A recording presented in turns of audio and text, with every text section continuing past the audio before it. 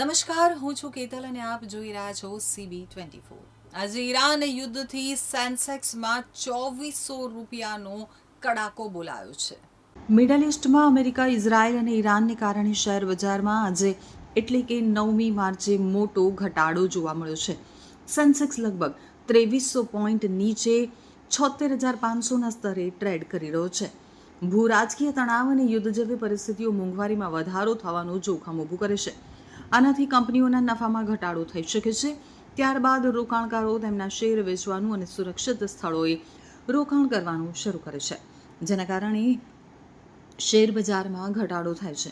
જ્યારે નિફ્ટીમાં પણ લગભગ 700 પોઈન્ટ એટલે કે 2.80% ઘટાડો છે. તે 23,750 ઉપર ટ્રેડ કરી રહ્યું છે. આજે બેંક, ઓટો, મેટલ, એનર્જી અને FMCG શેરોમાં વધુ વેચવાલી જોવા મળી રહી છે. બ્રેન્ટ ક્રૂડ ઓઇલના ભાવ આજે 25% વધુ વધી અને પ્રતિ બેરલ $116 પર પહોંચી ગયા છે.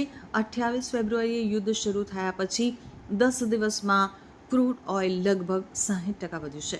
અગાઉ 2022માં રશિયા યુક્રેન યુદ્ધ દરમિયાન તે $100 પાર થયું હતું. નિષ્ણાંતો માને છે કે તેલના ભાવ પ્રતિ બેરલ $150 સુધી પહોંચી શકે છે. આનાથી ભારતમાં પેટ્રોલ અને ડીઝલના ભાવમાં પ્રતિ લીટર 5 થી 6 રૂપિયાનો વધારો થઈ શકે છે.